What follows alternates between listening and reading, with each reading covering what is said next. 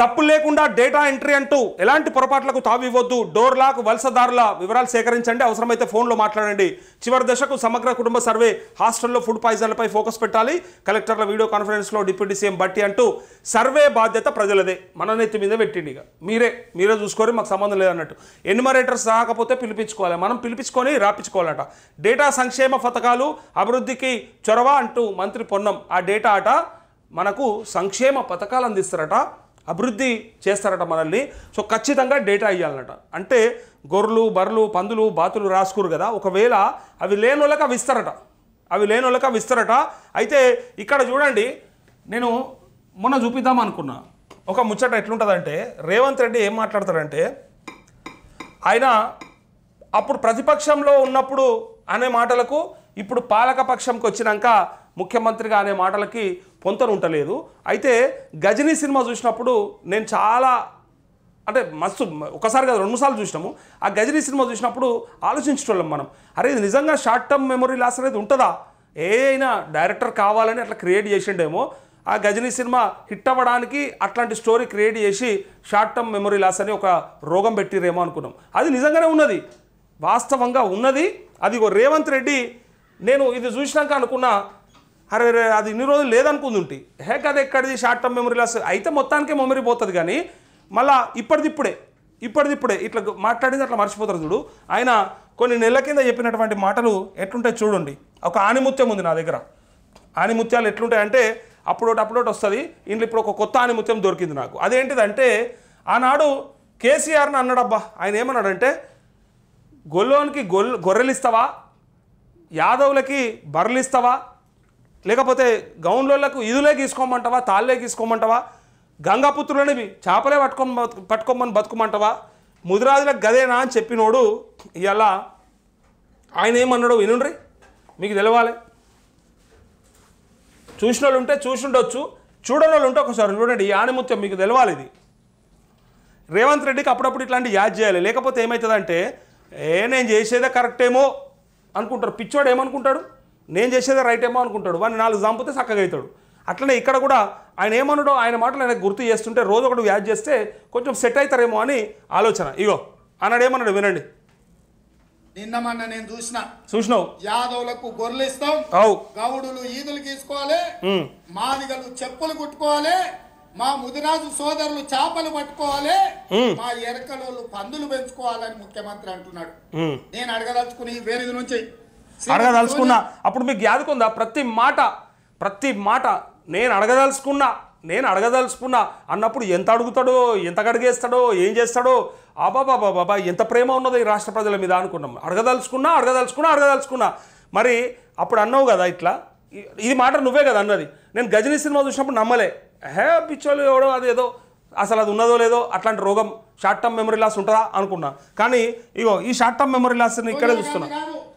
60 ఏళ్ల సుదీర్ఘమైన పోరాటాన్ని 1569 మంది విద్యార్థుల ఆత్మ బలిదానాలను దృష్టిలో పెట్టుకొని ఈ 60 ఏళ్ల ఆకాంక్ష నెరవేర్చి తెలంగాణ రాష్ట్రం ఇస్తే, ఇవాళ యాదవులు గొర్రెలు పెంచుకోవడానిక, ముదిరాజులు చేపలు పట్టడానిక, గౌడన్నలు కళ్ళు తీసుకోవడానిక, మా పోయలు అనాథలై ఉద్యోగ ఉపాధి లేక వలసలు పోవడానికా అని అంటే మనకేమనిపించింది, అరే వా, చట్టసభలలో అవకాశాలు ఇస్తాడేమో, దీంతోపాటు మనని ఎంత ఉద్ధరిస్తాడో, ఎన్ని అవకాశాలు ఇస్తాడో, ఎన్ని ఉద్యోగాలు ఇస్తాడో అనుకుంటే, సంవత్సరంలో 2 లక్షల ఉద్యోగాలు అని చెప్పి 53,000 ఉద్యోగాలు ఫిల్ చేసి సప్పుడు ఏక కూర్చున్నారు.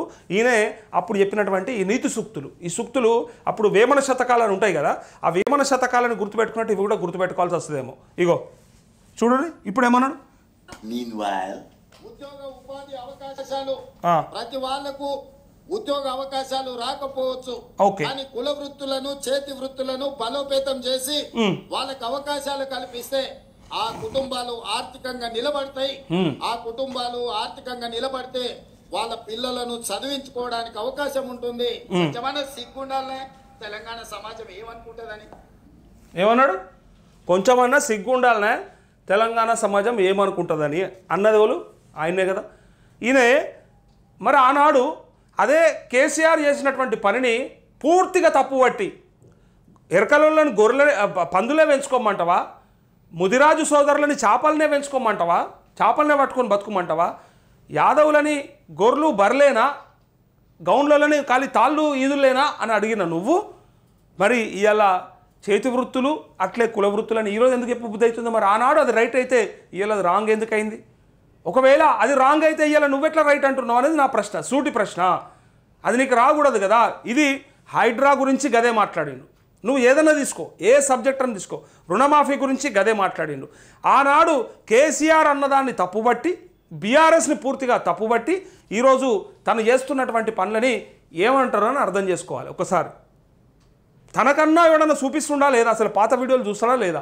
పాత స్పీచ్లు ఏమన్నా ఆయన అర్థం చేసుకుంటారా లేదా? మరి ఆ రోజు నేను పిచ్చోన్ లెక్క మాట్లాడితే ఇయ్యాల నేను పిచ్చోన్నా, ఆ రోజు వాళ్ళు పిచ్చోళ్ళా అని ఏదో ఒకటి అర్థం చేసుకోవాలి కదా. ఇప్పుడు మనం అనుకోవాలి, చెప్పడానికి శరం లేకుండా వినడానికన్నా ఇజ్జత్ ఉండాలని మనం అనుకోవాలి. ఇప్పుడు మనకు అర్థం కావాలి, అరే వాళ్ళకంటే శరం లేకుండా నాయకుడు అంటాడు ఏం చెప్తారు, ఏదైనా చెప్తారు, వాళ్ళ నోటికి వచ్చేది మాట్లాడతారు అన్నట్టు చెప్పాలి. ఆనాడు అసలు కులవృత్తులు అవసరం లేదు, కులవృత్తులతోనే బతుకుమంటాడా కేసీఆర్? వాళ్ళ ఇంట్లో మాత్రం 4 పదవులు తెచ్చుకుంటారు, 4 పోస్టులు ఇచ్చుకుంటారు, కానీ ఈ కులవృత్తులను మాత్రం తొక్కాలని చూస్తూ ఉన్నారు. అవి ఇచ్చి ఇంకా వాళ్ళని అక్కడే బతికేయాలని చూస్తూ ఉన్నారు. దానికి బదులుగా వాళ్ళను పైకి తీసుకురావాలి, వాళ్ళ ఎంపవర్మెంట్ జరగాలని చెప్పడానికి ఆనాడు ప్రయత్నం చేసినోడు ఈరోజు అందరికీ ఉద్యోగాలు ఇచ్చుడు చేత కాదు, అందరికీ ఉద్యోగాలు రావు. కాబట్టి వాళ్ళ కులవృత్తులు చేతి వృత్తులను కాపాడుకోవాలి, వాటితో పాటు వాళ్ళ పిల్లల్ని చదివించుకోవడానికి ఆర్థికంగా కొంత బలపడాలని ఇవాళ నీతి సూక్తులు చెప్తా ఉన్నాడు. ఇది తేడా. అందుకే ఇట్లాంటి ఆణిముత్యాలను అప్పుడప్పుడు యాద్ చేయాలి ఆయనకు, లేకపోతే మర్చిపోతాడు. అయితే ఇక్కడ ఇదే ఎందుకు చూపించిన ఇది అంటే డేటాతో సంక్షేమ పథకాలు అభివృద్ధికి చొరవ అని మంత్రి పొన్నం ప్రభాకర్ అన్నాడు అన్న మాటని చెప్తున్నా. మనమే పిలుచుకోనట, మనమే రాపించుకుంటే మనని బాగు చేస్తారట. మనని బాగు చేయడానికే ఆ సర్వే రిపోర్ట్ అట. మరి ఆ సర్వే రిపోర్ట్ తీసుకొని మమ్మల్ని మళ్ళీ గవే చేస్తామేమో అని డౌట్ కొడతా ఉంది. బర్రెలకు బర్రెలు, గొర్రెలకు గొర్రెలు, చేపలకు చేపలు, కళ్ళులకు కళ్ళు, ఇవే చేసుకోరు తప్ప మీ బతుకుల్ని మేము మార్చలేము, మా వల్ల కాదు అని చెప్పడానికి వాళ్ళు ప్రయత్నం చేస్తున్నట్టు కనిపిస్తూ ఉంది. చెప్పేటి ఏమో గిట్లా మీరు తీసుకురండి, మీ రిపోర్ట్ అంతా మీ డేటా అంతా పెట్టండి, మీకు ఖచ్చితంగా అభివృద్ధి చేస్తామని. ఆయన్నేమో అందరికీ ఏమి చేయలేం కాబట్టి ఎవరి కాళ్ళు బతకాలని చెప్పడానికి ఆయన ప్రయత్నం చేస్తూ ఉన్నాడు. ఇక కుల వృత్తులను ప్రోత్సహించాలి అని చెప్పిన కేసీఆర్ మాటలే ఇలా రైట్ ఏమో అన్నట్టుగా ఈయన మాట్లాడుతుంటే మరి ఇక మీకు తేడా ఎక్కడ చూపించిన మార్పు అంటే ఏంటిది? అసలు అదే జరిగేటట్టయితే, అదే కరెక్ట్ అయ్యేటట్టయితే నువ్వెందుకు అసలు? అదే కదా ప్రశ్నించేది ఇక్కడ అందరూ కూడా. ఇక్కడ మరొక వార్త వచ్చింది, పిరికి వాళ్ళు బీఆర్ఎస్కు అవసరం లేదు, పదవులపై వ్యామోహం ఉన్నవాళ్ళు సైతం 10 నెలల్లోనే ప్రభుత్వంపై ప్రజా వ్యతిరేకత, స్థానిక సంస్థల ఎన్నికల్లో సత్తా చాటుదాం, ఎమ్మెల్సీ కల్వకుంట్ల కవిత అంటూ జగిత్యాల కార్యకర్తల సమావేశంలో మాట్లాడుతున్న కవిత అని. కల్వకుంట్ల కవిత ఫస్ట్ టైం బయటకు వచ్చిన వార్త ఇది. వస్తే ఏమన్నది ఏంటిదనేది కూడా చూపిస్తా, పైగా తన ప్రయత్నం ఏందో కూడా చెప్తా.